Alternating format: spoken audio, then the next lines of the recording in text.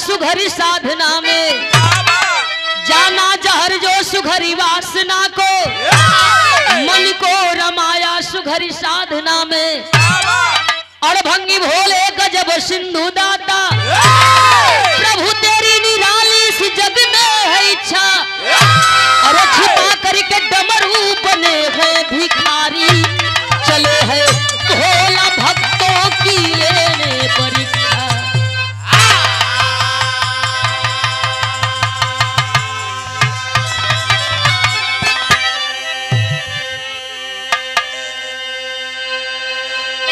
ओहर बिरहा में भगवान कन्हैया चलल हुन कर्णदानी के परीक्षा लेवे, और यहाँ भोले दानी शिवदानी चलल हुन अपने भक्त का परीक्षा लेवे।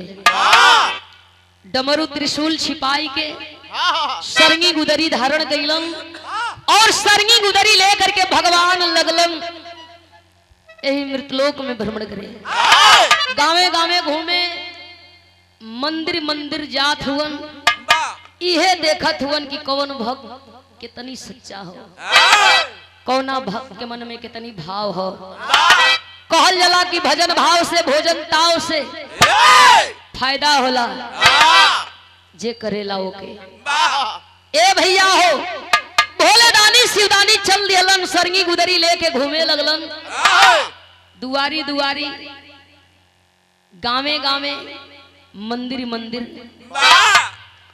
भक्तन का परीक्षा लेत हुवन। जहां जात हुवन मन बड़ा दुखी होता, वहां तो मन दुखी हो ही न जाई। जहां दान पेटी लोगन के समझ में न जावे,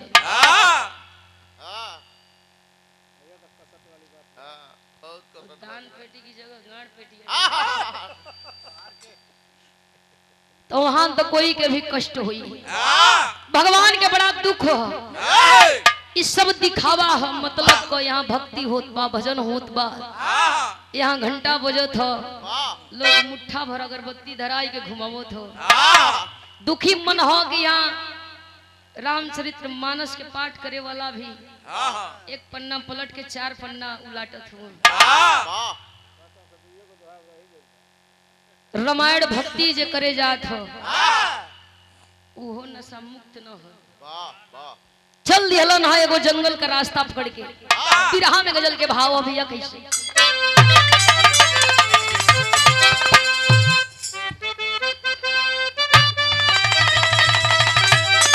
कि कोनो आशिक डले रहल, अब मजा नहीं आता, अरे दूरी रही के जीने में।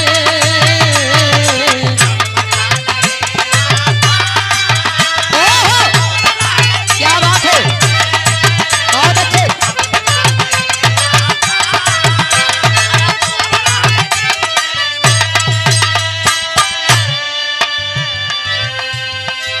अब मजा नहीं आता, आज दूर रही के जीने में। ऐ नबी बुला लेना आज मुझको भी मदीने में। अरे मुझको भी मदीने में।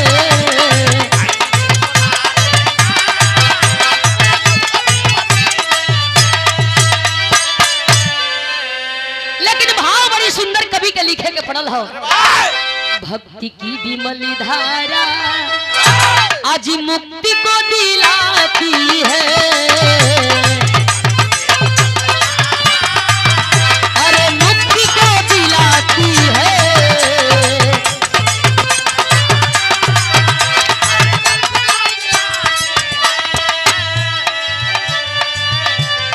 भक्ति की विमली धारा आज मुक्ति को दिलाती है। भक्ति है अगर सच्चा वही अमर कीर्ति पाती है। वही अमर कीर्ति पाती है।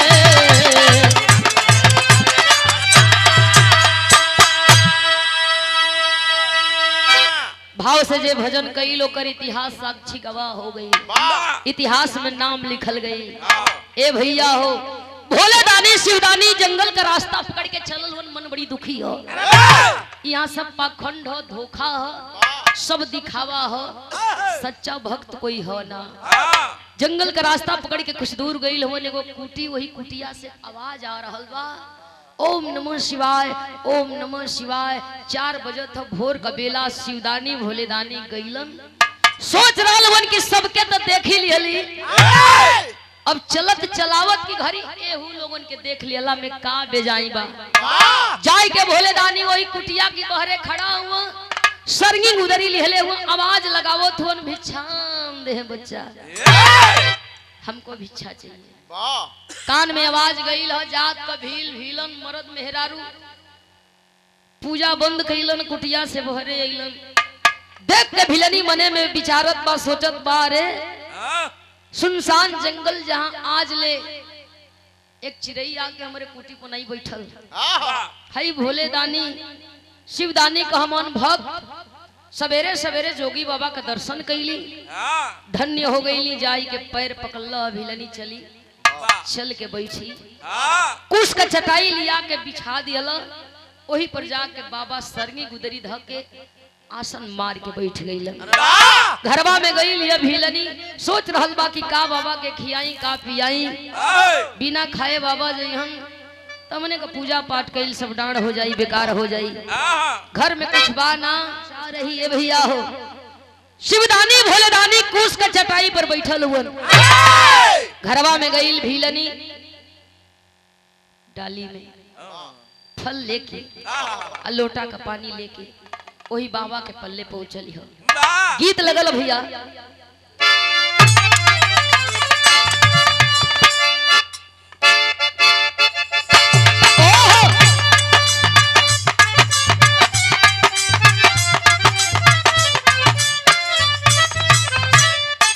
कोनो दुल्हन अपने दुल्हा के समझावत दिया, कह दिया कि जा तड़त जा, लेकिन एगो हमर बात ध्यान रखियो। का कले बिया, जइबा त जा लेकिन लगले आ जइहा परदेसी पिया।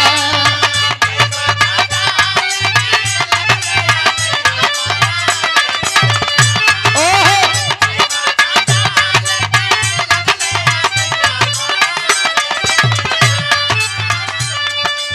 सुन के पुकारी द्वारे अइली भिलनिया, मन विचारे लीना।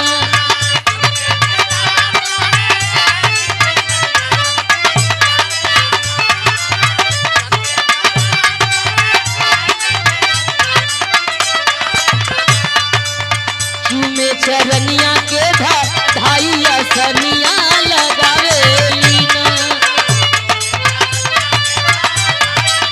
ओहो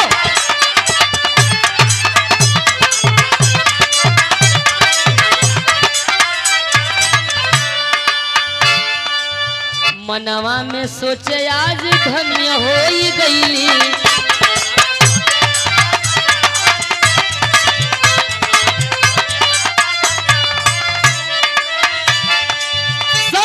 सेवा में भिलनी नहीं लगवली।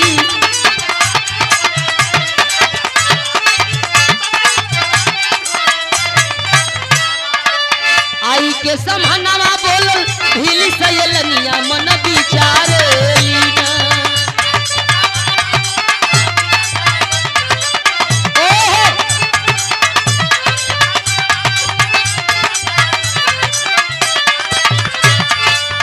आई के समानवा बोलल भिली सयलनिया, मन विचारे लीना। चुमे चरनिया के धधाई असनिया लगावे लीना।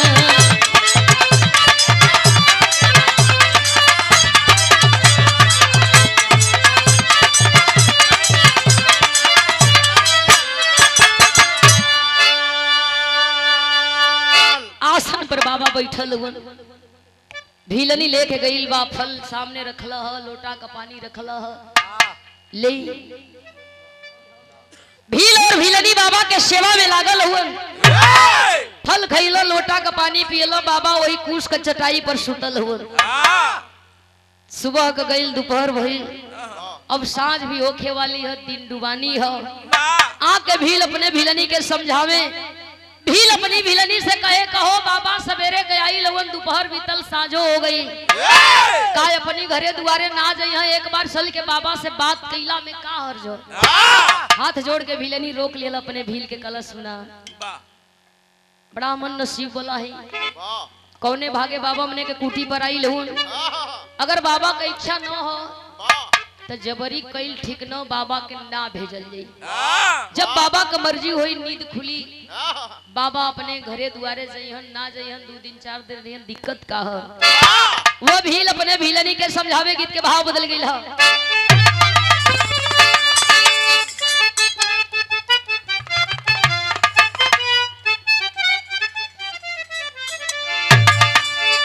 ई कोनो एकदम सुकुवार लईकी कह दिया का अरे अटना सनाई घुमसे अरे रोटी न बेलाई मोरी कलाई बथता ए राजा जी राखिला न दाई मोरी कलाई बथता मोरी कलाई बथता।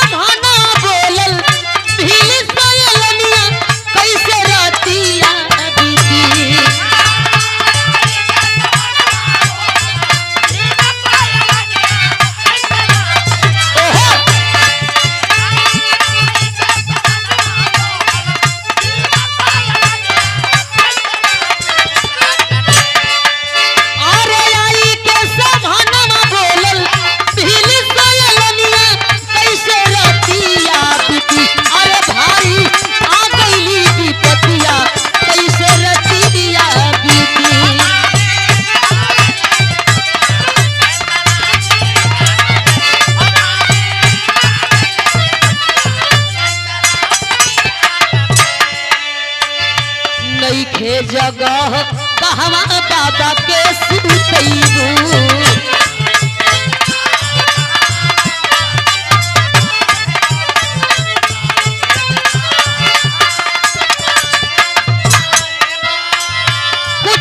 जो होई जइहे भारी पाप पैबू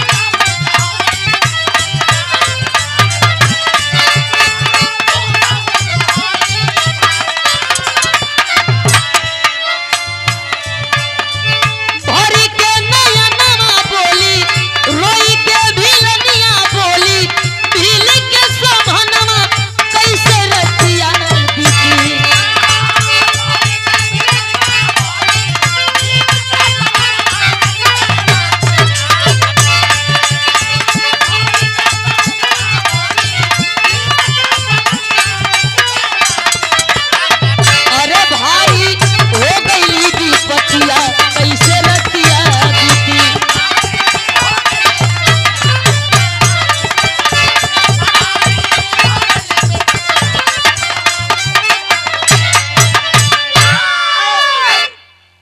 समझावत बा भीलनी अपने भील के अपने पति के काहे टेंशन ले हुआ।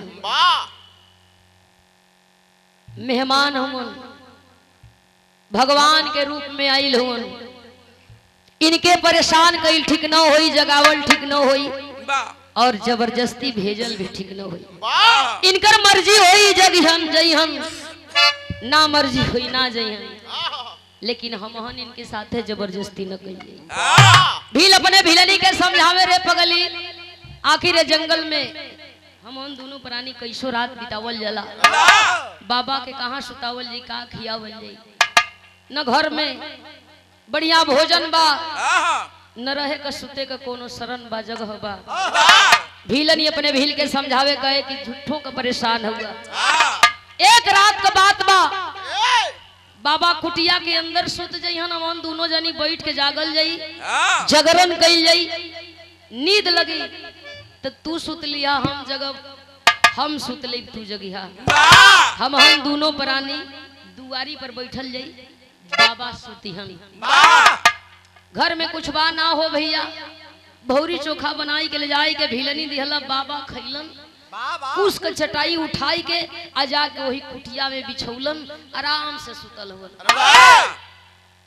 कुटी के दुआरी पर एक तरफ भीलनी और एक तरफ भील बैठल हुआ।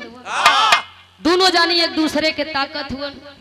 आंख झपत हियो भील को भीलनी समझावत हियो नींद न माने तो सुतला 2 घंटा जब तू जगिया हम सुतब। अपने भीलनी के भील हंस के को बात कलन तेरी का भाव है।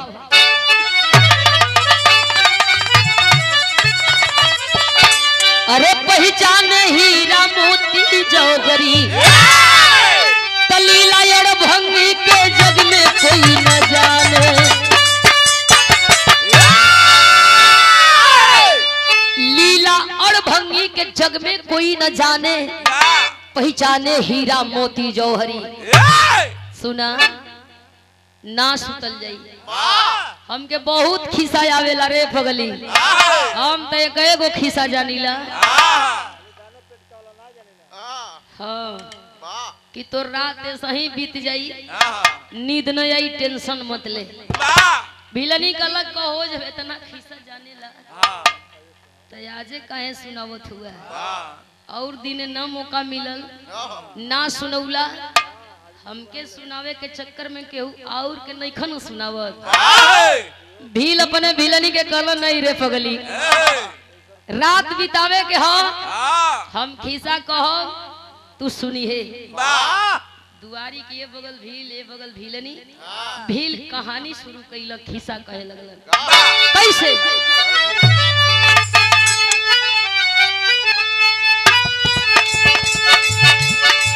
अरे कहे भीलवा नारी से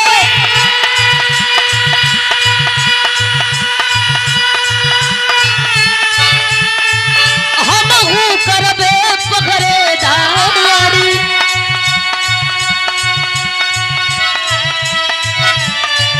अरे खिया पिया के भीलनी ने तब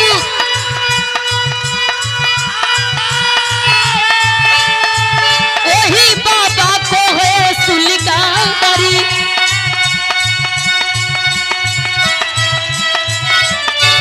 अरे गौरी करे जब गई रात कुछ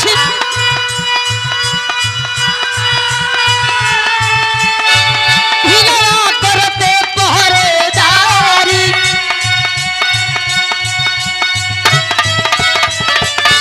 अरे भोर निशाने से रखा गया हिलवा को है उस बारी। ओहो आओ बच्चे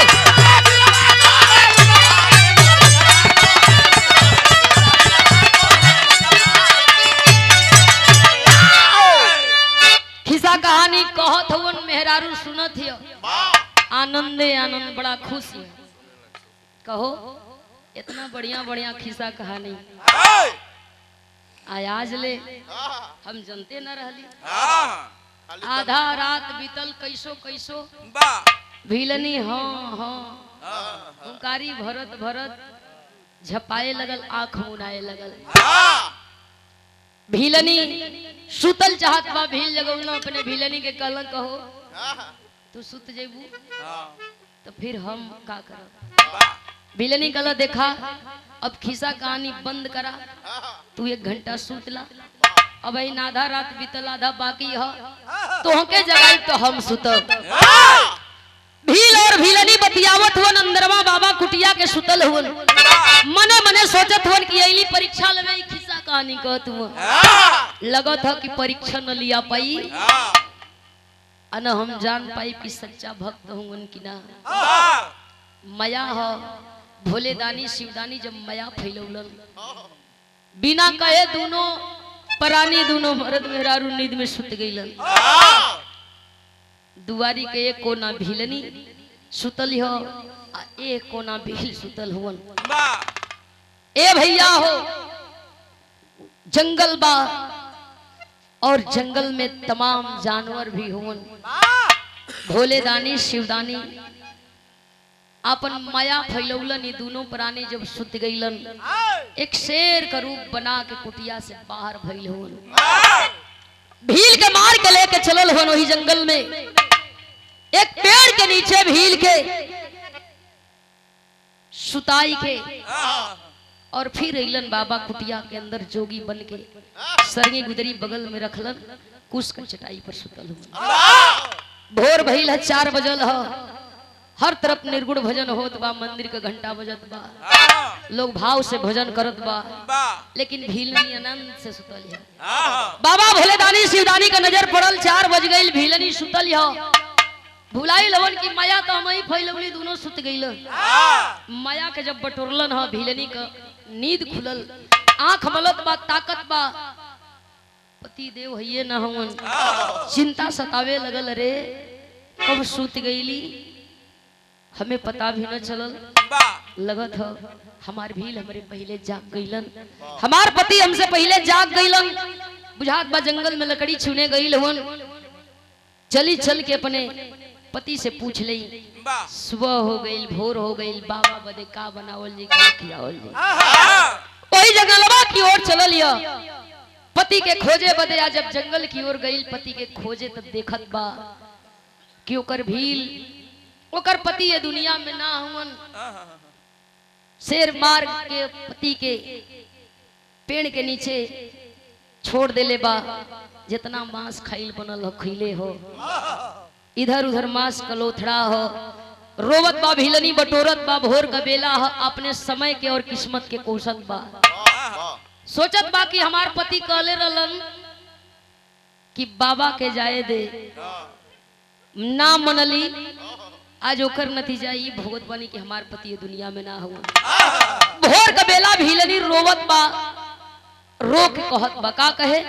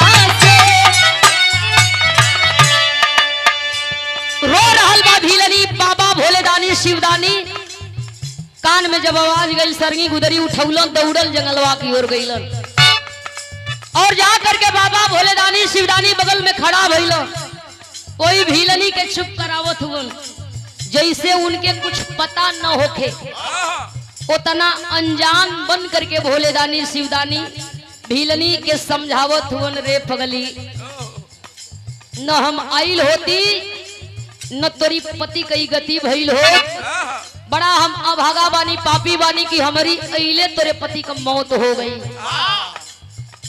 पति का लाश जमीन पर लेटा के भीलनी गई, बाबा का पैर पकड़ के रोवे लगल, समझावे। बाबा कहे, लोग कहेला जेकर जही दिन तय हो जाला तहिले रोजी भरने मौत, इशारा कलंक अपने ऊपर बाबा मत ला, कोनो जरूरी नहीं है कि तुहरे इले हमरे पति का मौत हो गई, इहो तो हो सकत है कि आज ले हमरे पति के दुनिया देखे के रहल, आज ले हमरे पति का साथ संगत रहल, इम्मा तोहार का दोष बा? तोहार कोनो दोष नहीं खे बाबा। भोले दानी शिवदानी भीलनी के समझाओ तोरे पगली, रे बेटी कलंकित हम बानी, अभागा पापी हम बानी, न आइल होती न तुहन के परेशानी भइल हो। जहाँ तुहन का जगह वहाँ हम आराम खैली और आज तोर पति ये दुनिया के छोड़ के चले गई। बाबा भोले दानी कहत हो नो भीलनी के समझाई के का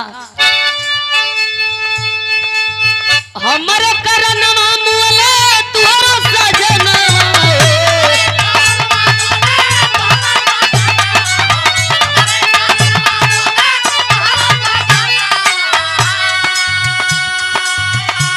अरे हम भई कलंकित परियार भीलनिया।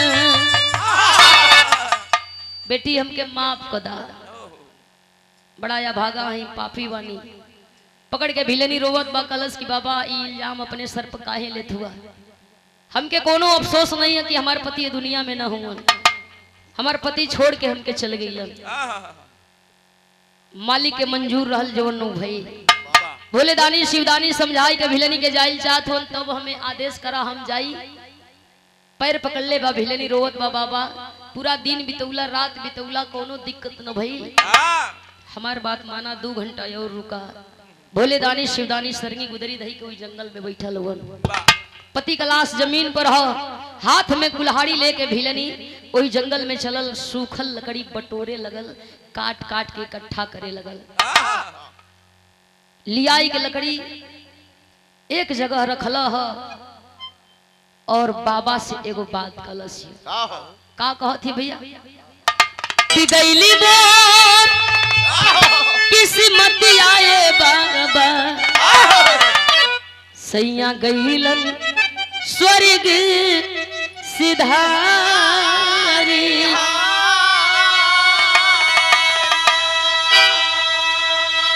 कैसे बीती मोरी दिन रति आए बाबा सुनी ले बा अरजी हमारी।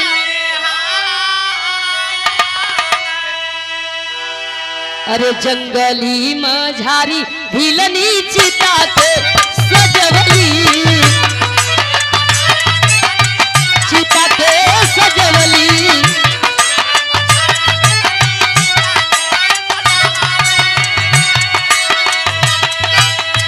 सैया के साथ अपनों देहिया सजवली।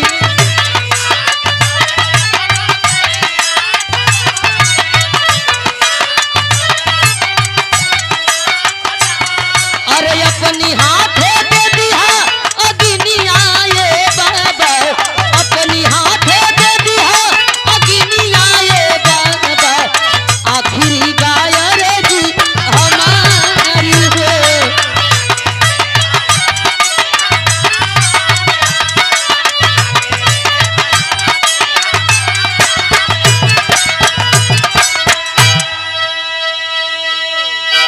लकड़ी काट के इकट्ठा कैले, एक चिता तैयार कैला, श्रृंगार कैला है। बाबा के आगे हाथ जोड़ कलश की बस एक विनती स्वीकार ला, अपने हाथे चिता में आगी लगाई के चल जइहा। बोले दानी शिवदानी सोच रहल हुआ अबले जौन परीक्षा लियनी ओ मई पास होत चल गई। अब लास्ट परीक्षा चिता में आगी लगावे का बात हो तो हो न हो। जिद जरूर करत बा कि पति के साथ हम सती होकल चाहती, लेकिन पति के साथ सती हुई न। आखिरी परीक्षा लेवे बदे बाबा हाथ में आगी कभी लुकाट लेकर के चलल हो। पति का लाश गोद में लेके भीलनी वही चिता पर बैठल बा, हाथ के जुल्ले बा और एक ही मंत्र का जाप कर रहल बा, ओम नमः शिवाय, ओम नमः शिवाय। भोले दानी शिवदानी गईलन चिता के पास और जब चिता के पास गई तो चिता में आगी लगावल चाहत हो। आल्हा के भाव है 4 लाइन कवि जी लिखत हो।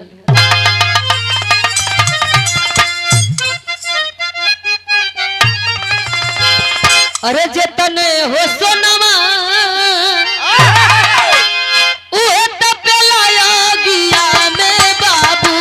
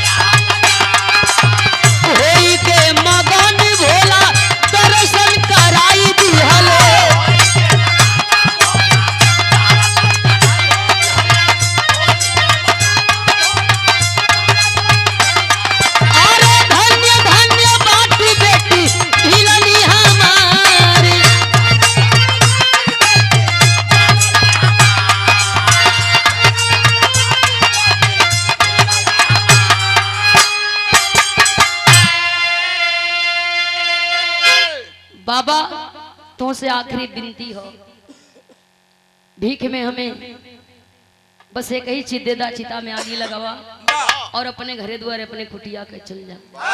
भोले दानी शिवदानी गईलन, बिना सोचे समझे चिता में आगी लगाई देहलन। परीक्षा लेवे के हो, जब चिता में आगी लगौलन हो, चारों तरफ से चिता जले लगल। हाथ जोड़ के भिलनी बैठल बा, पति के साथ सती होके का जिद हो। ओम नमः शिवाय, ओम नमः शिवाय का जाप कर रहल बा, चिता जल रहल बा, लेकिन भील और भिलनी सिर्फ चिता के बीच में बचल हुए। 1 मिनट बीतल, 2 मिनट, 4 मिनट, 6 मिनट, चिता जलत बा, लेकिन भील और भिलनी नहीं जलत हुए। भोले दानी शिवदानी हार मान गईलन हो भैया। कहल जला भक्त के आगे भगवान के भी झुके के पड़ेला। असली रूप में अइलन, सर की गुदरी की जगह त्रिशूल डमरू भोले दानी शिवदानी के हाथ में, बड़े बड़े जटा, सर पर गंगा विराजल है, तड़तड़ तड़तड़ डमरू बजल। भिलनी का आंख खुलल, जब देखत बा तो जोगी बाबा की जगह भोले दानी शिवदानी खड़ा हुआ। आंख में आंसू हो, हाथ जोड़ के रोवे लगल। भोले दानी शिवदानी जल रही चिता में भिलनी को वरदान दिए, रे बेटी परीक्षा में तू पास हुई, कह तेरे पति को जिला दूं, जिंदा कर दूं। रोवे लगल भिलनी, कहला कि बाबा ऐसा जीवन कौना काम का। शिवदानी भोले दानी पूछे लगल, आखिर इतना कष्ट कौना बात कहो। बता रहल बा भिलनी, बाबा हमन मर्द मेहरारू से गांव के लोग बड़ा नफरत करेलन। गांव के लोग हमने के कुजात कही के भगा दिहलन, गांव से निकाल दिहलन। ये जंगल में आकर के कुटिया डाल करके आपके भक्ति में हम दोनों मर्द मेहरारू लीन हो गई। ये लिए कि हम ना जात का भील और भीलन है। भोले दानी शिवदानी समझा रहलन भिलनी के, लेकिन भिलनी माने के तैयार न। बाबा तोरे हाथे हम मुक्ति पावल चाहते, हम मर्द मेहरारू मुक्ति पावल चाहते हैं, हम दोनों जानी के मुक्ति दे दा। भोले दानी शिवदानी वरदान दिहलन, यो मस्त ऐसा ही होगा, लेकिन बेटी तोरी कर्म का फल तो के मिली। भील और भिलनी के नाम से जितना लोग घेड़ा कैले बगुआ से लोग कुजात कही के निकाल देहल। एक जन्म ऐसा भी हुई कि उहे लोग तोरे नाम का कीर्तन भी करी, हम तोरे नाम का गुण भी गई हैं। वरदान दे करके शिवदानी भोले दानी चलल चाहत हन। चिता जले लगल और चिता में भील और भिलनी भी जल के राख हो गई। लेकिन भोले दानी शिवदानी का जो वरदान दिहल गई रहल उस सफल भइल हो। यहाँ के आखिरी भाव में लिखल गई बा,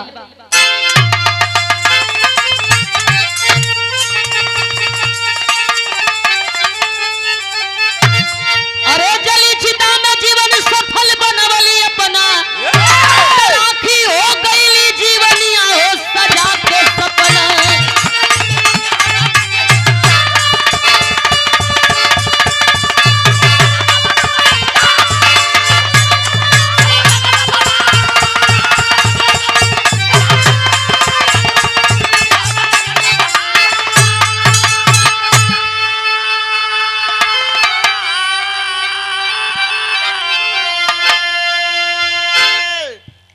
भक्ति के प्यार में भिलनी जीवन दिया गमाई। अरे राजा नल संग दमयंती बनी अमर कीर्ति को पाई। जेकर गुण गाई सारी दुनिया, राखी हो गई जीवनिया सजा के सपना।